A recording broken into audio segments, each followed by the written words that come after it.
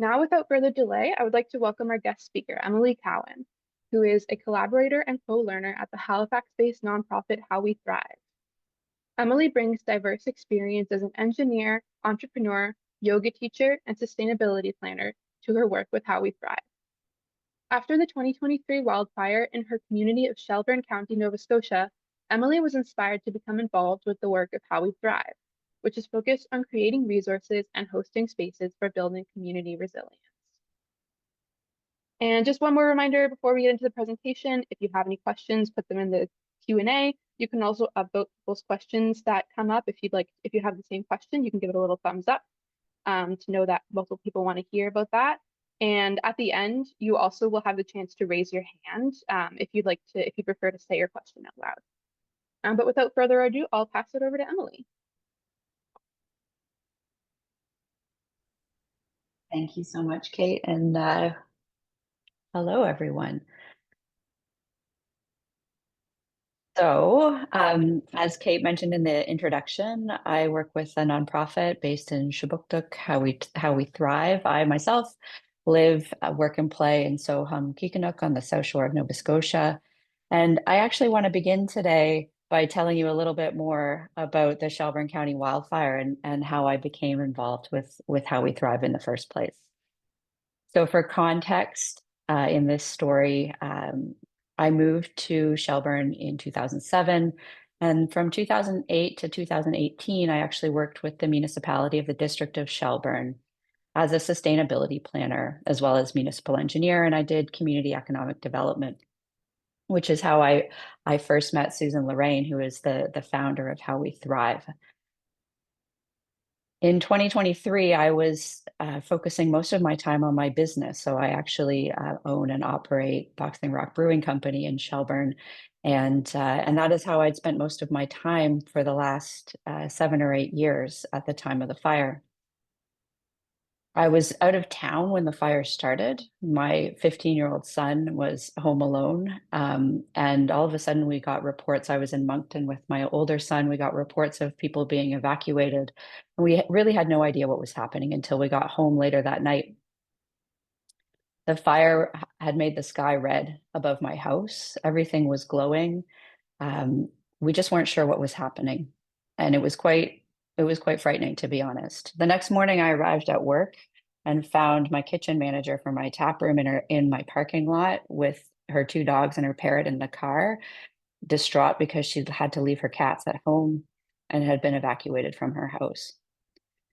Many of my friends and employees were evacuated from their homes over the next few days. Because our fire coincided with the one in Hammonds Plains, we waited more than 72 hours to really receive any help. And even still, most of the fighting of the fire in Shelburne County, which turned out to be the largest wildfire in the history of Nova Scotia, most of that was fought by volunteer firefighters from our communities.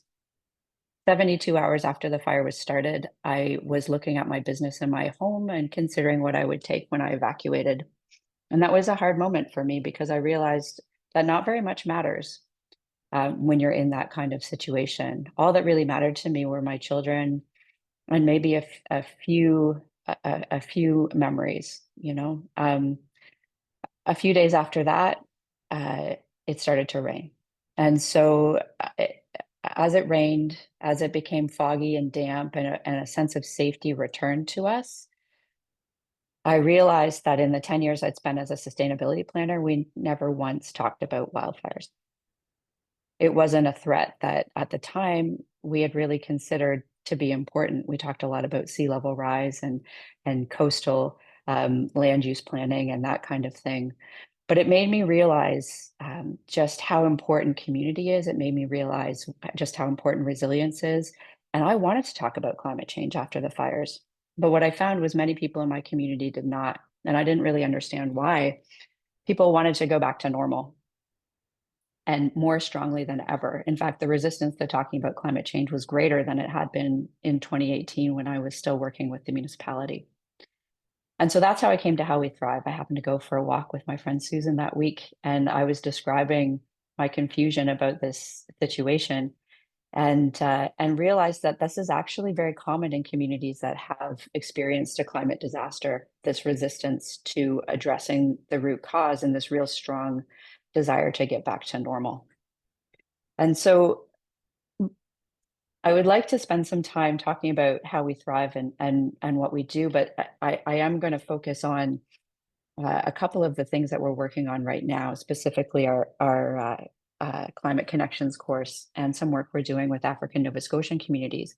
But I wanted to give you a little bit of context for what How We Thrive is. We support gatherings and transformative change in Nova Scotia and Mi'kma'ki by bringing people together. And so How We Thrive began by hosting gatherings in 2018 and 2019. And then during the COVID years, they shifted to hosting things online. And so this next slide here actually lists off many of the projects that How We Thrive has worked on over the last several years. Right now, we're very actively involved with Climate Connections and the Enriched Climate Justice Ambassadors program. Climate Atlantic has actually been a very generous collaborator and source of information for both of these projects. So I'm going to start actually by telling you a little bit more about Climate Connections, which is the project I became involved in 2023 after the wildfire. So we in 2023 we developed a 6-module self-paced course, which is hosted on a Mighty network and is freely available to the public. So the course and the community are available to anybody who wants to access it. The development of this course was funded by the Catherine Donnelly Foundation, and we launched the online course in the community in January of 2024. So far, we've had more than 400 people access the course in the community, and we hope that that will continue to grow. In terms of what influences we had and how we developed the course, of course, our work is based in Mi'kma'ki, and we've been very fortunate that Mi'kmaq Knowledge Keepers have shared some of their wisdom with us over our journey. And as we were designing the Climate Connections course, we knew we wanted to include Mi'kmaq knowledge about how to live on this land. Connecting with the land is a really important part of how we do our work. And so Susan had engaged Elder Albert Marshall and also Sean Feener in making sure that we held Nadugalim at the center of what we were doing.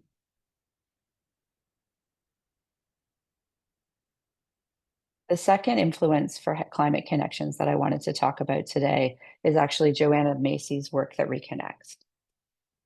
The work that reconnects really distills decades of learning about what motivates people to take action to respond to challenges like climate change. Joanna Macy found over all of her work that the main barrier is disconnection from each other, but also the fact that people can become quite numb and distracted and overwhelmed. And that starts to look like apathy and even denial. And this is part of what I think I was experiencing in my own community. What Joanna found is that to reconnect, people need to be resourced in community and a sense of belonging and gratitude. And they need to acknowledge and move through the emotions that naturally arise. And some of these are anxiety, pain, fear, and grief. And so the spiral of the work that reconnects begins by grounding in gratitude and then moves through processing some of those emotions. And this process really opens our eyes to a sustainable way of living together on the land and naturally leads to action or going forth rather than forcing it. A third influence of how Climate Connections was developed is actually Shanae Swartz's reauthoring approach. And this was something that How We Thrive has been using since the original gatherings in 2018 and 2019. We were able to carry forward our interest and experience in the power of narratives to reframe challenges and solutions, and really the power of storytelling. So what you'll find in the Climate Connections course are a lot of stories and a lot of personal experience based in Nova Scotia from a diverse group of people and communities. And also, what you'll find is an encouragement to bring in your own story. The reauthoring approach really allows us to introduce complexity to what can appear to be simplistic narratives. So we bring in historical context, we bring in power dynamics and the intersectionality of issues, and we hold space to allow those things to exist and try not to oversimplify the stories that we're telling.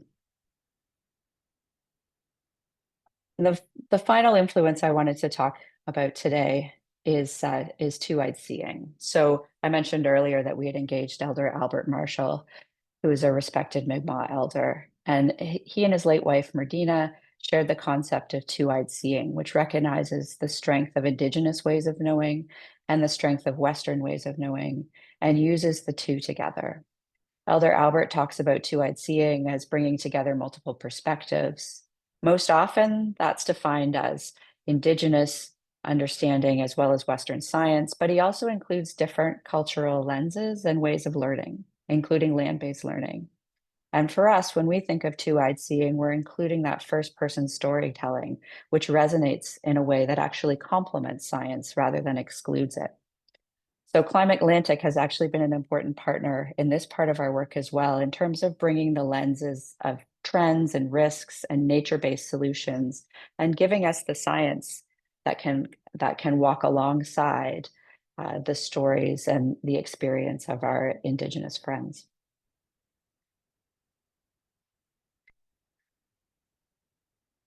So one of the questions that Kate asked me when she invited me to take part in this webinar was really around, what do we do that's different from what others do? And so I think overall, what I'd like to say about that is that we support communities in times of transition. And as we've reflected on our journey, we found that there are three threads or guiding principles that have emerged that really define what's different about how we approach this work, specifically when we think about climate change, but also when we think about building community resilience. And those are the three things I used in the title of this presentation: refuge, reauthoring, and resilience. So I'd like to say a few things about each of those. Refuge is a guiding principle that's really grown organically out of our work, and we're really coming to terms with what it means, what it means for us right now. Over the last couple of years, we've come to understand that refuge is a foundational piece of climate resilience and adaptation. We need to be able to hold spaces that are restorative, inclusive, and invite honest conversations. My first experience with How We Thrive was that after my conversation with Susan after the wildfire, she invited me to take part in a gathering that How We Thrive was hosting at Acidulisk on the south shore of Nova Scotia. And that gathering had been curated and organized to help gather content for Climate Connections. And so I was invited to tell my story about the fire. And I was brought together with a lot of people who were working in the climate change space. When I arrived, I felt disconnected from climate change. I'd somewhat abandoned that work in order to focus on my business, especially during the COVID years when things were quite tough. And what I found at Acidulisk was a kind of safety and connectedness I hadn't experienced before. We were guided by a Mi'kmaq knowledge holder in land-based learning. I was able to connect, and learn from the land. The hemlocks and the fireflies, the ferns and the moss, they all had something to teach me in that moment, and I needed it. And I experienced firsthand the worldview shift that I now believe is essential to the change that we have to make in our communities and our society. We're not separate from the natural world, we're part of it. And so creating spaces of refuge to connect with one another and the land is a really important part of how we do this work.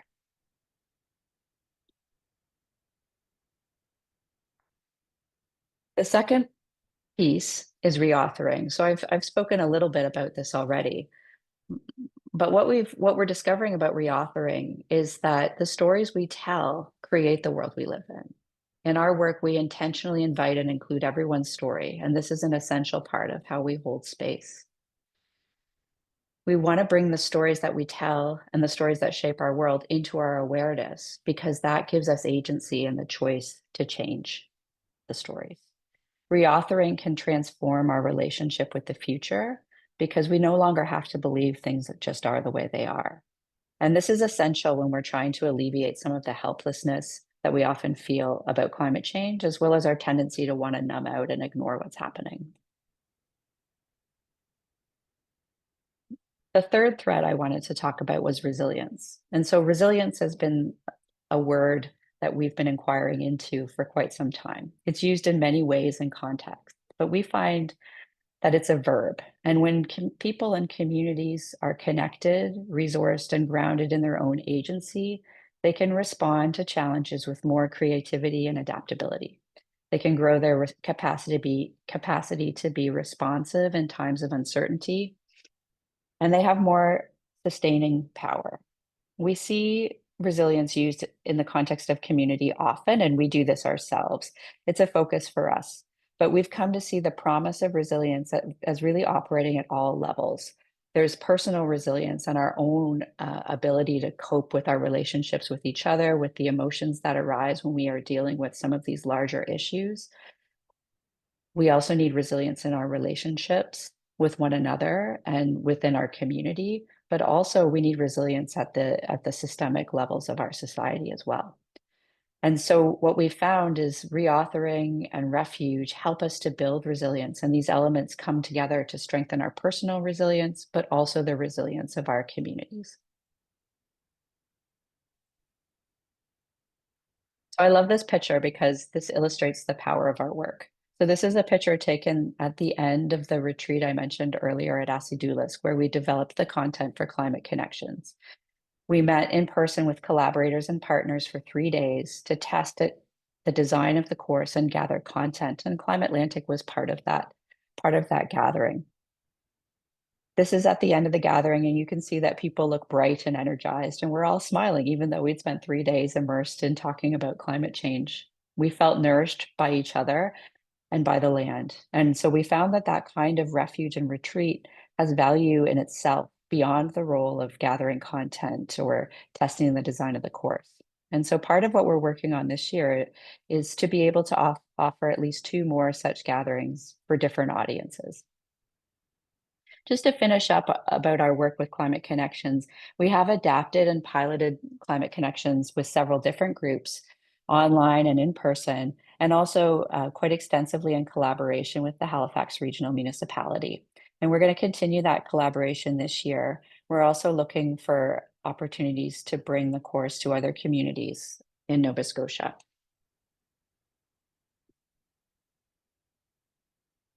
This is a video that I would love for you all to watch, but I don't have time to show it. So I'm going to ask my friends at Climate Atlantic to just drop the link in the chat for us and maybe copy that and bookmark it for later. But this is the trailer, the sort of introduction to the Climate Connections course that tells you a little bit more about the course and what we were trying to do with it.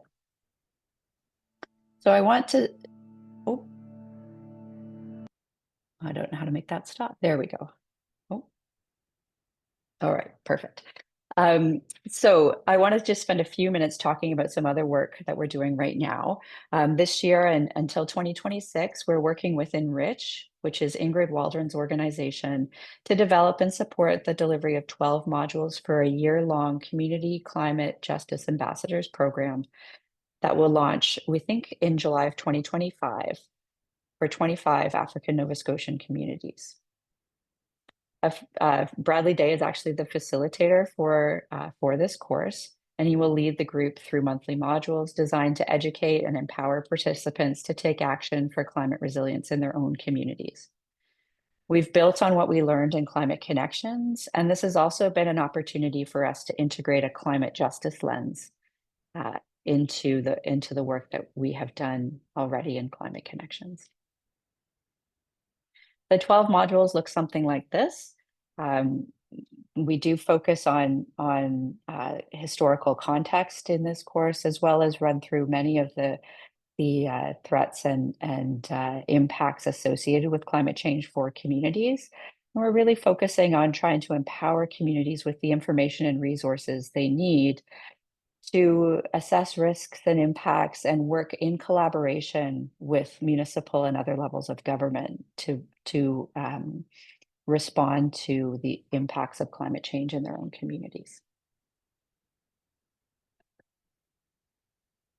I'll say a few things, a few words about a couple of other things we're working on just for your interest. One is Reimagine Resilience. This is a series of lunchtime conversations that we actually host alongside the Climate Connections community. So we had 10 conversations last year. We're planning more for this year. And the goal is to share diverse stories and experiences from across Nova Scotia related to resilience. We asked each guest at the end of the interview to share their wildest dream for a resilient Nova Scotia. And so I just wanted to share a couple of examples of what we heard. Frances McEachen from the Gaelic community in Cape Breton imagined a resilient future in the revitalization of culture, language, a multicultural Nova Scotia that values diversity. Kathleen Aiken spoke of humility and the patience required to trust and listen to the land and each other, and how hope is a daily choice that we must make. And Bradley Day imagined communities learning and cultivating ways to not just be together, but to belong together in relationship with the land and led by elders. This was a great opportunity for us to learn more about resilience, again, by sharing stories and narratives with others. The responses we found here created a tapestry of dreams for our province with the common threads of diversity, inclusion, and belonging here through deepening relationships with each other and with the land that we live on. Which leads me to what's coming next. One of the gatherings that I mentioned earlier this year is called Entangled Roots, and this is a gathering focused on bringing together African, Nova Scotian, and Mi'kmaq communities to talk about the future of this land that we share. In terms of what we've been learning from our work, I think it's been very, very rich. Honestly, Climate Connections and the different contexts in which we've presented that course online and in person and in collaboration with other organizations. One of the things that we've learned is that it tends to have its greatest impacts when we're delivering it in groups, in person, when people can interact with one another. I think processing this shift in worldview that we're asking people to make, um, understanding that we're not separate from the natural world, but part of it, there's a relating and making sense required that is important to do in relationship with others. And we find that with Reimagine Resilience, and I'm sure we will find that as well in the Enrich project, where the most value comes from not just the content, but relating that content to our own story and then sharing that with others. Connection to land is also important. We've discovered that over and over again, as well as building connections within community. So taking action is important, and building relationships is part of the action that we're finding needs to be taken. We all need to balance having these challenging conversations and doing this heavy work with building the capacity for hosting ourselves, building our own personal resilience, and creating spaces of refuge from all that's happening in our world. And what does this mean about what comes next? I think just to finish off, in the short term, we're continuing to work on climate connections in collaboration with HRM. We'll be integrating it, we hope, with their climate badge program in 2025 and looking for other opportunities to just spread this course out even further and have other folks experience this in community and online as well. We are looking for opportunities to bring climate connections to communities outside of HRM. We're also in the planning stages of another season of Reimagine Resilience, which I think the first series is actually going to focus on food in our region and current pressures on food security and sovereignty.